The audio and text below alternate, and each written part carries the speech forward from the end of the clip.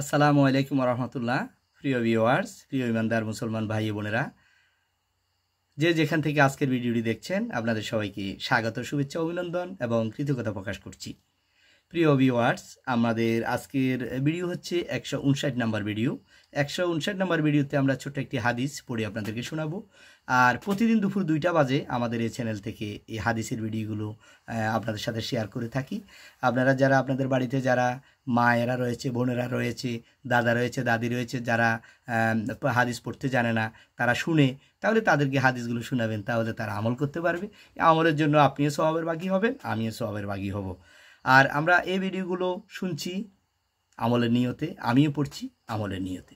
হযরত আনাস ইবনে মালিক রাদিয়াল্লাহু তাআলা আনহু থেকে বর্ণিত, রাসূলুল্লাহ সাল্লাল্লাহু আলাইহি সাল্লাম বলেছেন, আজান ও একামতের মাঝখানের সময়ে দোয়া রদ হয় না। আজান এবং একামতের মাঝখানের দোয়া কখনো রদ হয় না, অর্থ হচ্ছে কি, কবুল হয়ে যায়। আজান এবং একামতের মাঝখানে যদি কখনো কোনো দোয়া করা হয়, আল্লাহ তাআলা এটা কবুল করে নেন। সাহাবায়ে কেরাম রাদিয়াল্লাহু তাআলা আনহু আরজ করলেন, হে আল্লাহর রাসূল, আমরা কি দোয়া করব? তখন রাসূলুল্লাহ সাল্লাল্লাহু আলাইহি সাল্লামকে বিভিন্ন সাহাবীরা আবার প্রশ্ন করলেন, হে আল্লাহর রাসূল, আমরা কি দোয়া করব?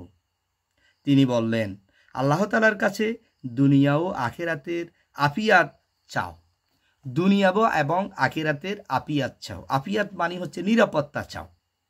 তাহলে তোমরা কি করবা? রাসূলুল্লাহ সাল্লাল্লাহু আলাইহি ওয়াসাল্লাম বলতেছেন যে তোমরা আজানের পরে এবং একামতের আগে যে দোয়া করা হয় আল্লাহর কাছে, এই দোয়া কখনো আল্লাহ ফিরিয়ে দেয় না, আল্লাহ কবুল করে নেন। এখন সাহাবীরা বলল যে, হে আল্লাহর রাসূল, তাহলে আমরা কি দোয়া করব?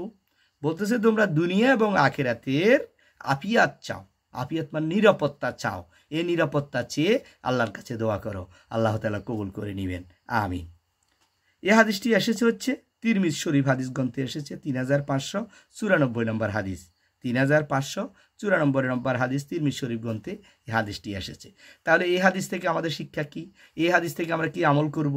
আমরা আজানের সাথে সাথে যখন আমরা মসজিদে চলে যাব, একামতের যে মাঝখানে যে জায়গাটা রয়েছে, আমরা যে সুন্নত পড়ি, নফল পড়ে থাকি, তখন আমরা আল্লাহর কাছে এই প্রার্থনা করব, হে আল্লাহ, দুনিয়াতে আমাদেরকে বিভিন্ন গজব থেকে রক্ষা করো, বিভিন্ন অপপ্রচার থেকে রক্ষা করো, বিভিন্ন অন্যায় জুলুম থেকে আমাদেরকে রক্ষা করো, এবং কাল কিয়ামতের কঠিন মুসিবতের দিনেও আল্লাহ তাআলা তুমি আমাদেরকে শান্তি দাও, বিপদ থেকে রক্ষা করো, আমাদেরকে ব্যস্ত দান করো।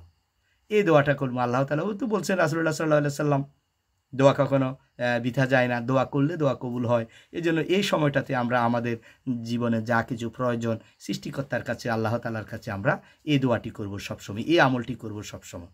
প্রিয় ভিউয়ার্স, আপনারা যারা আমার ভিডিওগুলো দেখে থাকেন, আমার ভিডিওগুলো কোয়ালিটি কেমন বা আমার কথাবার্তাতে কোনো ভুল ত্রুটি আছে কি না, আপনারা একটু এটা কমেন্টস করে জানাবেন, এবং কি কি পরিবর্তন করার দরকার এটাও জানাবেন। আশা করি সবাই ভালো থাকবেন, সুস্থ থাকবেন। আল্লাহ তাআলা আমাদের সবাইকে হাদিস অনুযায়ী আমল করার তৌফিক দান করুন, আমিন। আসসালামু আলাইকুম ওয়া রাহমাতুল্লাহ।